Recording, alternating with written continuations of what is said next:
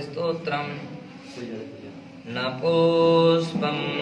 न शास्त्रं न शास्त्राणि हस्ते न मौलिते शीर्षे न मालापि कण्ठे न वा कुण्डलो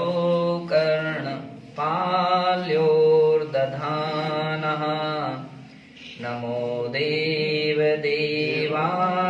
पार्श्वाय नित्यं नमो देवदेवाय पार्श्वाय नित्यं ललाटे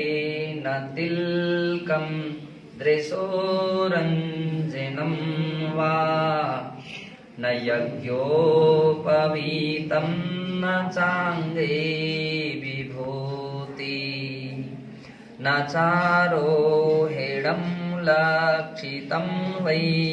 तिरश्चि नमो देवदेवाय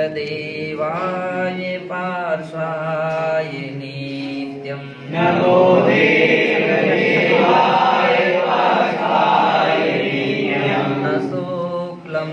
न रक्तं न पीतं शिवस्त्रम्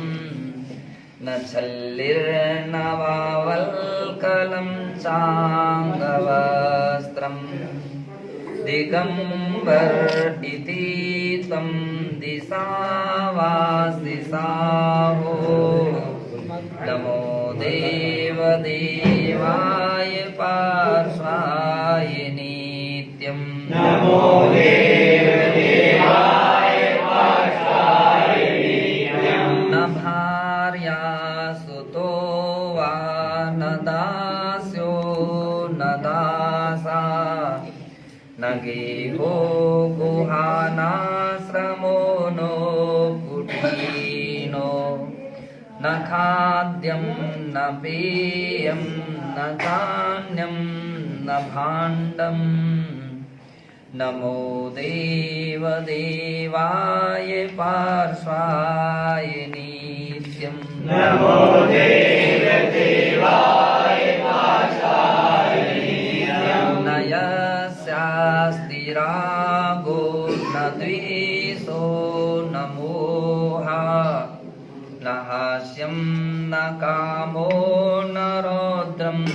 न शोकः असौ निर्विकारो जिनो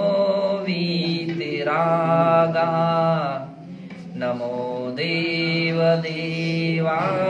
पार्श्वाय नित्यं नमो देवदेवाय पार्श्वाय नित्यं न कोऽपि न मानी न मायी न लोभी जरारोगमृतिर्यं जनिर्नो स्पृशन्ति न क्षुद्भोक्तिरास्वादनमद्यपानम् नमो देवदेवाय पार्श्वाय नित्यं नमो देवदेवाय पार्श्वाय नित्यं सुशीलो यथा ख्यातिचारित्रयोक्तः स उच्छिन्य दोषास्य शुद्धात्मलीनः न पूजा सुमोदो न निन्दा सुरोषः नमो देवदेवाय पार्श्वाय नित्यं नमो